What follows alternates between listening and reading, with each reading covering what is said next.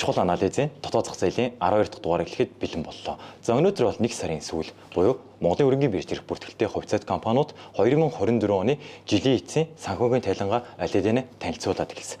За энэ үрээнд бол бирж ирэх бүртгэлтэй за системийн топ 5 банк маань өнөөдрөөр үндсэндээ 24 оны эцсийн тайлангуудад танилцуулаад бүгд дуусч байна.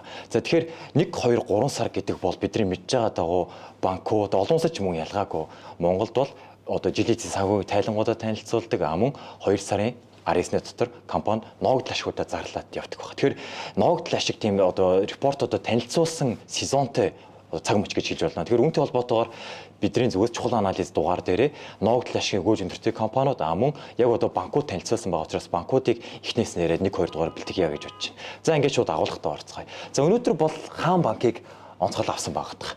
За үндсэндээ хаан банкыг зөв нэг үгээр хэлэхэд бол яг Монголд хөрөнгө оруулж байгаа урт хугацаанд хөрөнгө оруулалт хийж байгаа хүмүүсийн хувьцааны багц дээр бол зайлшгүй байх ёстой хувьцаануудын нэг гэж хэлж болно. Тэгэхээр өнөөдрийн хэлхээний агуулга анализ лайв дээр бол ягаад хаан банкны хувьцааг авах ёстой вэ гэдгийг үндсэндээ хариултна гэж нэг сар хэлж болох нь нөгөө талаа 24 оны эцсийн тайлангийн нийтлэлд дүгнээд нэг ногдол шиг ханшиг нь хараад явъя гэж. За уламжлалт ёсоор бол яг 4 слайд дээр хувьцаан дээр бүгд яг юм бүтцтэйгээр л ярьдаг. За эхний хэлжэнд хувьцааны тухай ханш ярилж байгаа IPO хизээс гэх мэтлээ. Арилжааны идэвхийг ярьдаг. За үргэлжлүүлээд хамгийн чухал нь тухайн компани ногдол ашиг, өнгөрсөн хугацааны гүйцэтгэл, за цаашдын хүлээлт одоо хэр зэрэг өгөөжтэй гэдгийг ярьдаг. За үргэлжлүүлээд компани баланс, ашиг ажиллагааны тайланд ордог байгаа. За хэдүүлээ дээрээс хаан банкны хувьцааг хараад үзвэл за би баруун график дээр хаан банкны IPO хийснээс хойш өнөөдөр хүртэлх буюу сүүлийн 2 жилийн хувьцааны ханшийг нь тавьсан байгаа. За цэнхэр өнгийн график дээр бол хувьцааны ханш харагдаж байна. Өчигдрийг хүртэлх. За улаан өнгийн босоо график дээр одоо хувьцаалгдсан арилжааны тоошрог буюу арилжааны идэвх хэмжээг нь илэрхийлж ингэж хэлж болно. За ингээд хэлээ хараад үзвэл хаан банк бол 2023 оны 5 сард одоос 2 орчим жилийн өмнө яг IPO олон нийтэд хийж исэн байгаа. За тухайн үед бол 959 гэдэг нэрлсэн үнээр нэг хувьцаагаа олон нийтэд санал болгож исэн баг. За өнөөдрийн хаалтын хашаалаар 1190 төгрөгт. Тэр IPO үнээс хойш бол хувьцааны ханш нь бол нэг 23.8%, харьцангуй өндөр өсөлт үзүүлсэн маань график дээр харагдаж байна. За нийт хэдийг татсан бэ гэхээр компаниуд үндсэндээ нэг 190 орчим сая хувьцаагаа санал болгоод 180 орчим тэрбумыг татан төвлөрсөн. Бодит байдал дээр захиалга бол 200, 300 маш өндөр дүнтэй ирсэн байгаа. Тэгэхээр Монголын одоо IPO түүхэнд их хамгийн олон захиалагчтай хамгийн өндөр дүн татсан. За баг дагаж системүүд унтраад баг түүхэн сайн IPO болсон гэж хэлж болно. За яг одоо бирж дээр бол хаан банк маань мэдээж нэгдүгээр ангилд ангилж байгаа. За зах зээлийн үнэлгээ арилжааны идэвхээр ер нь энэ хувьцаа бол хувьцааны үзүүлэлтээр бол бүх үзүүлэлтээрээ Монголд 172 хувьцаат дондоо баг номер 1 гэж шууд хэлчихэд бол хэлцдэхгүй. За зах зээлийн үнэлгээ бол яг өчигдрийн хаалтын ханшаар бол 2.2 их найдтай үнэлэхүйс тэргүүлж байгаа. За үүний араас бол бирж дээр нөгөө системийн банкуд маань орж ирнэ. За араас нь хүнсний салбарын апу 1 их найдаар залгаад орж идэг байгаа. За мэдээж зах зээл дээр бол 1.9 тэрбум хувьцаа хэрэгжилж байна. Олон нийт 10% үнийг эзэмшдэг байгаа. За хаан банкны яг томоохон хувьцаа эзэмшин хин үсэн бэгийг хараад үзвэл HS Holding буюу Японы Токиогийн өргөнгийн биржид ирэх бүртгэлтэй одоо санхүү хөрөнгө оруулалтын зөвлөх мэргэжлийн үйл ажиллагаа болдог компани 40 орчим хувийг эзэмшдэг байгаа энэ дээр харагдаж байна. За үүний араас 5 богд Holdings компани 22.7% хаан банкны эзэмшдэг байх нэ. За олон нийт 10% эзэмшдэг. За өчигдрийн хаалтын хашаал хаан банк ширхэг 1190 төгрөгтөөр хаагдсанаар гэж байна. За яг олон улсын жишг дагуу 52 7 хоног буюу одоо өчигдрөөс хойш 1 жилийн хугацаанд дээд ханш, уул ханш хоёр нь хэд байсан бэ гэдэг үзвэл доод ханш нь бол 1008 тай. За оргилдөө бол 1207 бол хүрж исэн байгаа. Тэгэхээр одоо л харьцангуй 1 жилийн хугацаар л оргил дээрээ гэж хэлж болно. За IPO үнээсээ хойших уул үнийг нь хараад үзвэл график дээр сэтлээ хараад ер нь 2023 оны 10 сар за 8 сар 7 сард 100 намрын үед бол 1008 дээр итгэхгүй үе дээр байсан. Хамгийн хямд үе дээр. За өнгөрсөн жилийн мөн адил 100 намар 1008, 1009 гээд нэг хамгийн хямд ханш дээр байсан байгаа. Тэр хэдлээ намар магадгүй авсан байсан бол өнөөдрийн байдлаар ихэд нэг 3-4 сарын хугацаанд бол үндсэндээ 18-20% өгөөж хийцэн байгаа нь энэ дээрээс харагдаж байна. За би арилжааны идэвхийг дуртахад өмнөх лайв дээр хэлжсэн яг Монголын хөрөнгийн биржийн 1-р ангил дээр байгаа 27 компани одоо өдрийн арилжааны дундаж хэмжээ гэж байдаг. Буюу өдөрт тэр хувьцаа хэр зэрэг арилжаалагдсан бэ гэж авах зарахын хэлбэр. Гэтэнгүүт яг хөтэ нэг багцын арилжаа гэсэн суурийн нөлөөнүүдийг хасаад үзвэл өдрийн дунд чинь 15-16 саятай гарч иж исэн байгаа. 27 компани дунд чинь. За хаан банкны хувьд бол арилжааны төх бол маш өндөр.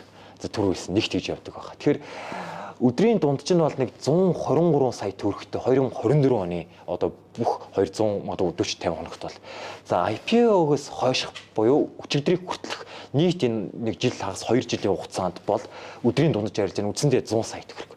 Буюу нөгөө MC нэгээс чинь үндсэндээ 5 6 дахин өндөр буюу арилжааны технологийн харилт нь өндөртэй. Та нэг хувьцаа авцсан багтаал эргээд ашигтай зараад харахад бол хангалттай борлогдоод гарчдаг хөрөг чадвар өндөртэй, хөрөг чадвар эрсдэл бага хувьцаа байх нэ.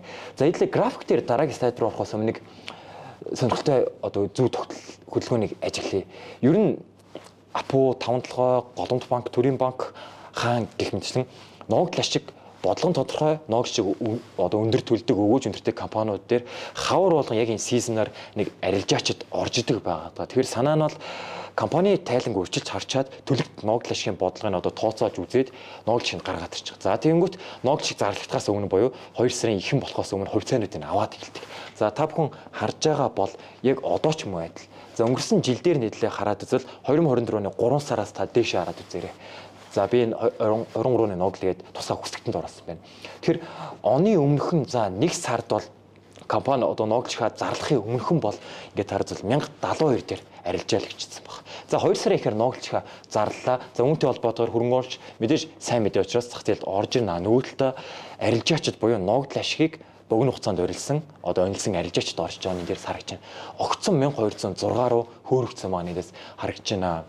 Тэгэхээр энэ слайд дээр дүнэлт нь юу гэж хэлэх вэ гэхээр тэтгэдэргүй хаан банк бол бүх үзүүлэлтэрээ урт хугацаанд сайн хувьцаа болж чадна. Тэгэхээр эдгээр ийм одоо ногдол шиг онилсан ер нь арилжааны шинжтэй зүйлс бол ямагт эрсдлүүдийг дагуулж идэг. Магадгүй та юу гэдэг 1072 дараа нь авчаад за энэ жил мөн ч гэсэн аваад ногдол шиг бүртгэлийн өдөр нь голдуу хаан дээр бол 4 сарын ихэнд байдаг. За хурлан дээр 420 дээр болдог. За 4 сарын 1 буюу тэр бүртгэлийн өдөр нь хувьцаа эзэмшиж та багтжил байвал хувьцааг 1 хоног эзэмшсэн байна уу, 1 жил эзэмшсэн байна уу хамаагүй тухайн жилийн ногдлыг авчдаг. Тэгэхээр арилжаач голдуу яадгүй гэхээр бүртгэлийн одоо 4 сарын ихэнд тэр өдөр нь багтчаад шууд сэл хийгээд зардаг байгаа. Буюу график дээр харагч. 1206-аас үндсэндээ огцсон одоо бараг 100-тэй 200 төгрөг унж байгаа нь харагч байна. За энгийн хөрөнгө оруулагч энэ хөвгт бол яг үндэ бол амаргүй энэ бол маш эрсдэлтэй зүйл баталгаад өгснө гэж ямар ч баталгаа байхгүй. Тэгэхээр та бүхэнд бол арилжааг зөвлөхгүй байна. Энэ бол хөрөнгө оруулалт биш. Хөрөнгө оруулалт бол жинхэнэ урт хугацаанд зарчимтай зөв одоо хувьцаанд зөв үнэлгээн дээр авах зүйлийг жигхэн хөрөнгө оруулалт гэж хэлдэг байгаа. Тэндээс хамгийн их үр ашиг хүртдэг. За дараагийн слайд буюу хамгийн чухал хэсэг рүү хэлээ орц. За хаан банкны ногдлохын үзүүлэлт бол мөн л адил. Хувьцаат компани ногдлохын үзүүлэлтээр бүх үзүүлэлтээр нь ч гэсэн бол хаан Апу хоёрыг бол шинжээч миний зүгээс бол за бусад бүх шинжээчээр санал нийлэх бах. Үзүүлэлтээр бол яалчгүй тэргүүлэгчтэй нэгэ. За эдлээ уламжлалт ёсоор график дээр хараад үзвэл 2023 оноос 26 он хүртэл ногдол ашигтай холбоотой графикийг тавьсан байна. За 23 он бол аудит гэсэн тайлантайгаар одоо өнгөрсөн бод гүйцэтгэлэн гэсэн үг. Тэр цэгэр график дээр бол хаан банкны тухайн тайлан жилийн цэвэр ашиг гэсэн үг. За тэгэхээр энэ график дээр бол тайлан жил суурьтайгаараа гарч байгаа. Энэлийн хүсдэгтэн дээр бол 2023 оны 1 сарын 1-ээс 12 сарын 31 бол 23 оны тайлан жил гэж байна. Энэ ашигасаа компани 2 сарын одоо 19-нд зарлаад ногдол ашигаа дараа жилийнх нь хавар буюу 2 сар 4 сард нь төлдөг байгаа. Тэгэхээр 23 оны үйл ажиллагааг 24 оны ногдол шиг гэж хүснэгтээр нэг жилээр нь дараа жилээр нь ярьж байгаа та бүхэн ойлгоорой. За тэгвэл 2024 онууд бол хаан банк уржигдэр байна уу нэгд өдөр компанийнхаа цэвэр ашиг одоо жилийн эцсийн тайланг танилцуулсан. За тухайн үед бол 24 оны цэвэр ашиг бол 638.5 тэрбум буюу хүлээлтээс үйл ялэг өндөр нэлээд сайн гүйцэтгэлтэй гарсан байгаа. Цэвэр ашигын хэмжээ нь. За цаашаага 24 оныг яг аудитлэг дагуу тайлан байгаа. За 25, 26 оныг нь би энд төсөөллөөр тавьсан байгаа. За компани IPO төсөөлөлтөөр бол ер нь бол 24-оос хойших нэг дунд урт хугацааны цэвэр ашигын өсөлтийг бол жилийн нийлбэл дунджаар нэг 9 орчим хувьтайгаар харсан байгаа. IPO төсөөл харьцангуй одоо даруухнаар харж ингэж байна. Яг ингээд IPO төсөөлийг нийтлээ хараад үзвэл одоо 23 оны цэвэр ашиг нь айл хэдийн IPO төсөөлөөр бол 28 онд хангагдсан байгаа буюу маш бага төсөөлөлөд тавиад одоо бодит гүйцэтгэл илүү өндөр тавьдаг.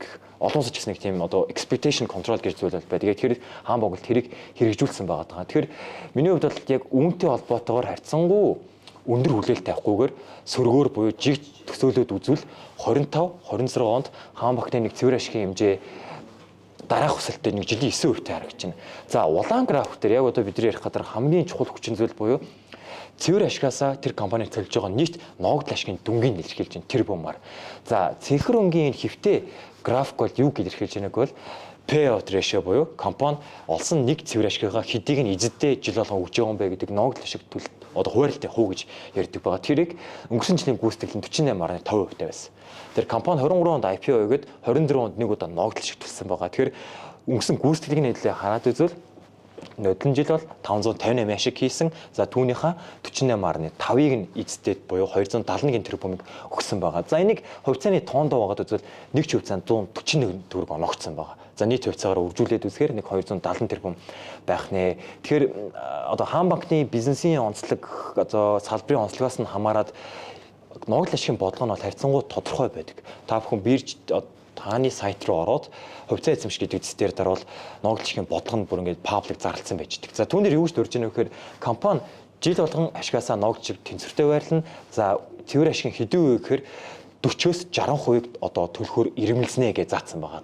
За ер нь яг энэ салбар хаан банкны бизнес моделийн хувьд бол хараад үзвэл хэрвээ компани ашигтай ажиллаад одоо Монгол банкны зохих харьцаа үзүүлэлтийг хангаж л байгаа бол цэвэр ашиггаа 40-оос 60%-ийг л хангалттай тогтвортой өгөөд явах бүрэн боломжтой гэж хэлж болно. Тэгэхээр төсөөлөдөг бол би зүгээр харьцангуй энгийнээр буюу нодлон жилийн яг ижилхэн 48%-аар л зоосон байгаа. За тэгээд яг энэ хуваар нь энэ харьцаагаараа эдлээ хараад 2025 оны ногдол ашигын төсөөлөд үзвэл за компани 638-ийн 48 гэхээр компани энэ онд 309 тэрбум төгрөгийг одоо 4 сарын 30-ны дотор хувьцаа эзэмштэй хуваарлах хүлээлт одоо төсөөлөлттэй байгаа даа 48% дээр тооцвол. За энийг нэг ч хувьцаанд нь бодоод үзвэл нодлон жил 141 байсан бол энэ жил 161 төгрөг 20 төгрөг илүү байгаа. За эдлээ одоо өгөөжийг нь хувьцааны аштайгаа бодоод үз.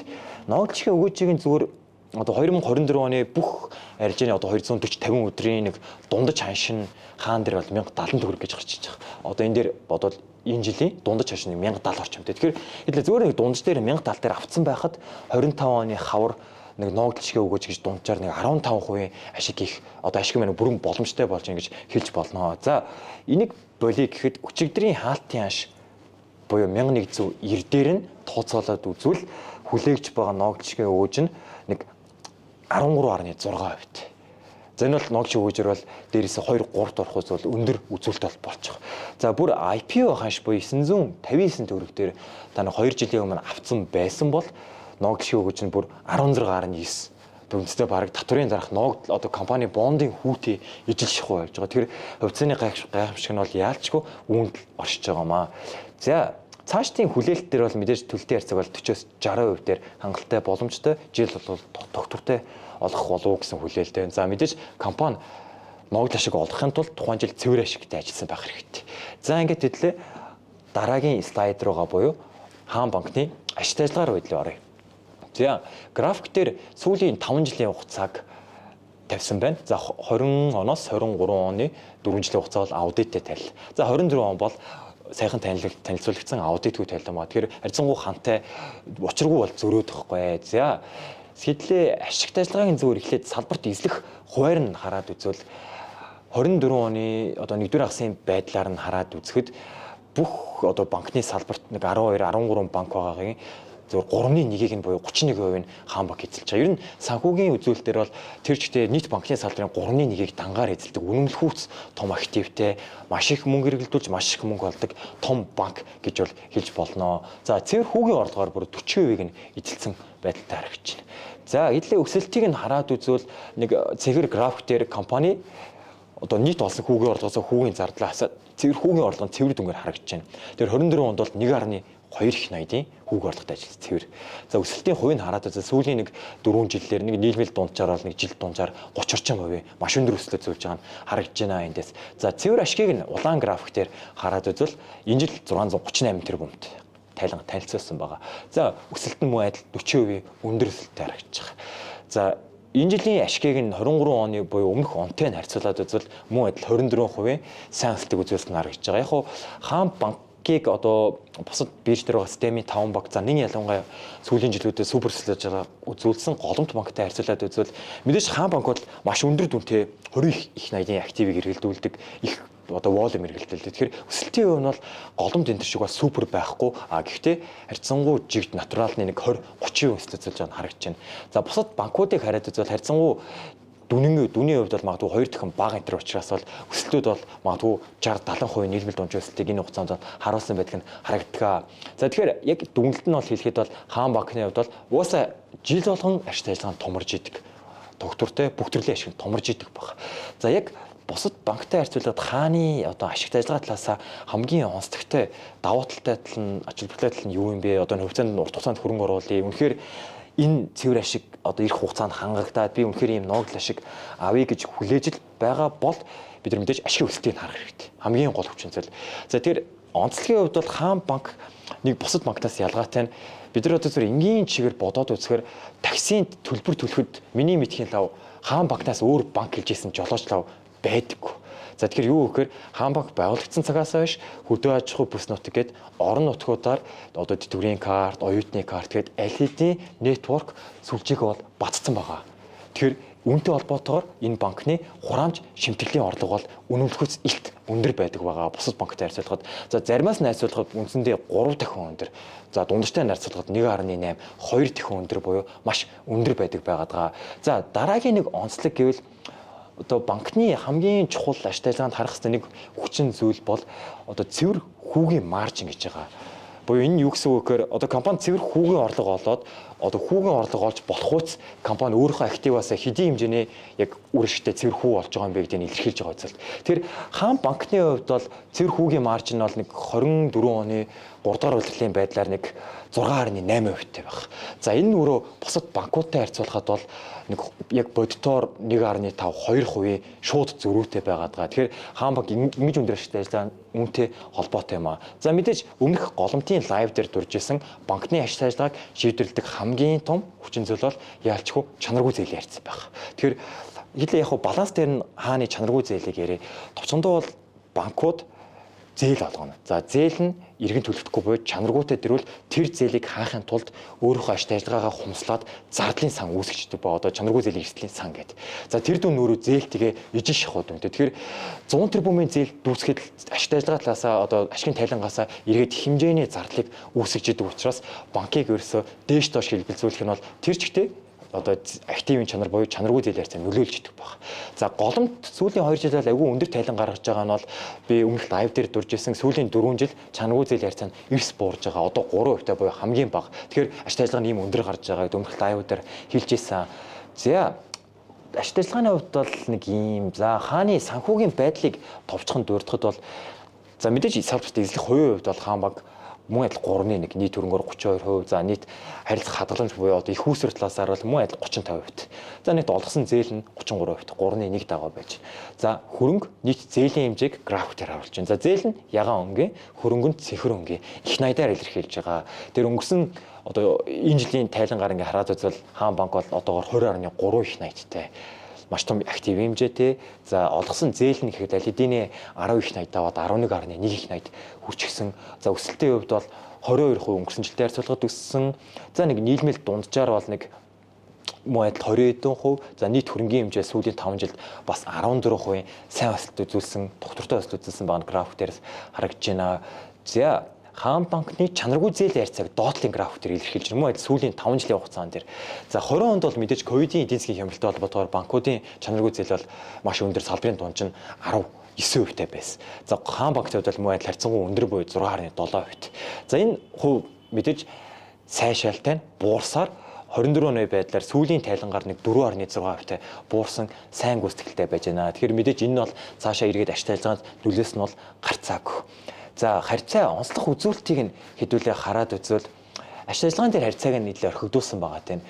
Яг 24 оны сүүлийн тайланыг хараад үзвэл хаан банкны үндэстэн нэг ч хувьцаанд 333 төгрөгийн цэвэр ашиг оноогч нэг шиг хувьцаанд нь.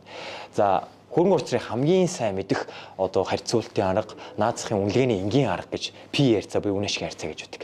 За яг энэ ашиг дээр нь одоо 24 оны жилийн тайлан дээр нь өчигдрийн хувьцааны хаалтын хашаар нь тооцоод үзвэл P харьцаа нэг 3.5 дахин гэж байгаа. Тэгэхээр онл практик дээр бол 10-аас доош харьцангуй хямд үнэлгээтэй гэж явдаг.